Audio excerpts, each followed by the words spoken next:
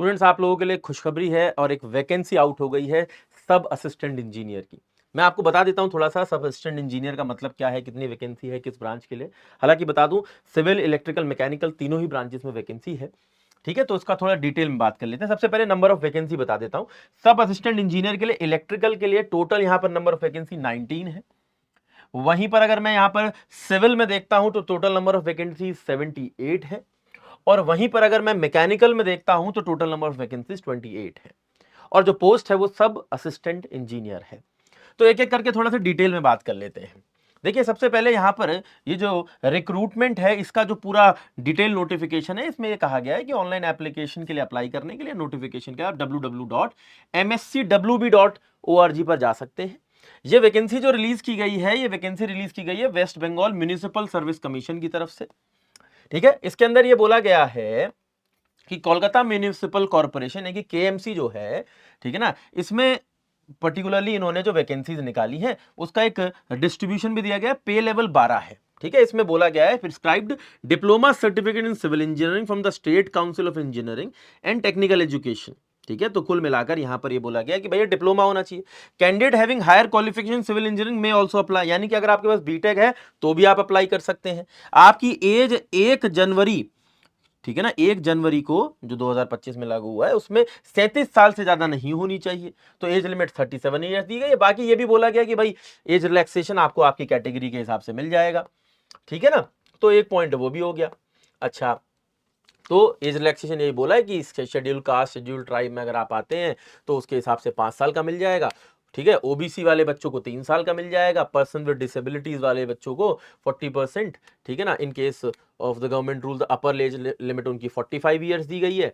ठीक, अच्छा, अब ये तो रिजर्वेशन की बात हो गई।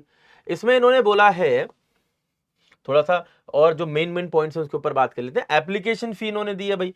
ठीक है ना, फी जो है वो 150 रुपए है अनरिजर्व कैटेगरी के लिए, इकोनॉमिकली वीकर सेक्शन के लिए और ओबीसी के लिए। ठीक है ना, प्लस 50 रुपए प्रोसेसिंग फी है, तो मिला के 200 रुपए हो जाएगी। जो SC ST PWD कैंडिडेट्स हैं उनके लिए 50 रुपए प्रोसेसिंग फी है, उनमें वैसे कोई फी नहीं लगी, तो टोटल 50 रुपए लगेंगे आपके अप्लाई करने के लिए। ठीक है, वो कहता है the application fee processing charges जो है, ठीक है, वो इतना इंपॉर्टेंट पॉइंट नहीं है। मोड ऑफ एग्जामिनेशन क्या है कि पेपर सिर्फ कोलकाता में होगा। अगर आप पेपर भरते हैं तो आपको कोलकाता ही जाकर पेपर देना। Examination will be held in Kolkata centre only and 2 successive stages. पहली रिटर्न स्टेज होगी, मल्टीपल चॉइस क्वेश्चन आएंगे। दूसरा पर्सनैलिटी टेस्ट है।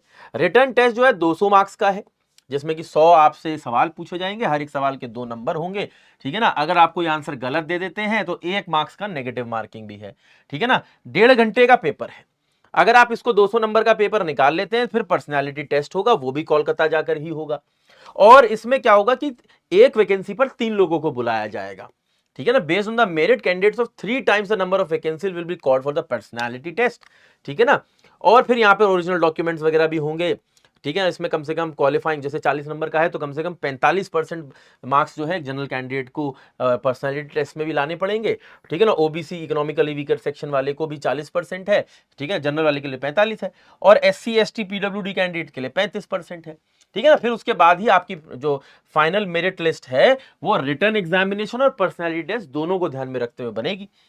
इसमें सिलेबस भी दिया गया भाई। कह रहे हैं कि जो सिलेबस है वो डिप्लोमा लेवल का होगा। ठीक है, और सिविल के हो चाहे इलेक्ट्रिकल के, जो मैकेनिकल के, ऐसे। और फिर इसमें यह भी दिया कि लास्ट डेट ऑफ एप्लीकेशन जो है वो 22 सितंबर दिया गया है 2025, यानी कि ऑलरेडी आज 1 सितंबर है तो 22 तारीख तक आप ये फॉर्म भर सकते हैं। ठीक है, तो ये छोटी छोटी चीजें दी हैं और ये सारी तीनों ब्रांचेस के लिए कॉमन है। ऐसा नहीं है कि बाकी के ब्रांचेस के लिए जो डेट्स हैं वो अलग हैं, बस वैकेंसी अलग अलग है। तो चाहे आप सिविल, इलेक्ट्रिकल, मैकेनिकल से हैं, डिप्लोमा है, बीटेक है, दोनों ही कंडीशन में आप इसको भर सकते हैं। अब ये देखिए, दोनों ही की जो आपको नोटिफिकेशन है डिटेल, ये मेरे टेलीग्राम ग्रुप से मिल जाएगी। टेलीग्राम ग्रुप का लिंक वीडियो के डिस्क्रिप्शन में दिया गया है, जिसका नाम है Shubham Agrawal sir text book. Link पे क्लिक करिएगा, मैं यहाँ पर इसका ऑफिशियल PDF में अपलोड कर दूंगा। ठीक है ना, आप इसको डाउनलोड कर सकते हैं। उसके बाद भी अगर आपको कोई दिक्कत आती है कि सर ये चीज हमें नहीं समझ में आई इस नोटिफिकेशन में या इसके बारे में बता दीजिए, तो वीडियो के नीचे कमेंट कर दीजिएगा। ठीक है ना, अगली कोई वीडियो बनाकर मैं उसके अंदर जितने भी पॉइंट्स आपके हैं सारे कंसिडर करके उसमें बता दूंगा, ताकि आपका कोई कंफ्यूजन ना रह जाए। तो बढ़िया से अपने इस एग्जाम के लिए अप्लाई कीजिए। कई सारी वैकेंसी इस तरह से और भी आई हैं, जैसे असम में भी JEE की वैकेंसी आई हुई है। NHPC जेई की वैकेंसी भी आई है, ऐसी बहुत सी। तो चैनल के ऊपर लगातार जो भी वैकेंसी आती रहती है हम आपके लिए अपडेट बनाते रहते हैं, आप करते रहिए तैयारी अपनी बढ़िया से। और कोई दिक्कत आती है हमें बताइए। एप्लीकेशन के अंदर जाकर इनके लिए टेस्ट सीरीज भी रखी है हमने, कंटेंट भी रखा है, मॉक टेस्ट भी हैं, प्रीवियस ईयर क्वेश्चंस भी हैं। तो अगर आप एग्जाम के लिए प्रिपेयर कर रहे हैं तो टेक्स्ट बुक की एप्लीकेशन को डाउनलोड कर लेंगे और उसके अंदर जाकर आप इंजीनियरिंग वाले सेक्शन के अंदर या एईजे एग्जाम सेक्शन के अंदर जाकर आप अपने एग्जाम की तैयारी भी कर सकते हैं। ठीक है, चलिए बहुत बहुत धन्यवाद आपका। बढ़िया से पढ़ते रहिए, चैनल को सब्सक्राइब कर लीजिए। वीडियो इन्फॉर्मेशनल है तो लाइक भी कर लेना। ओके।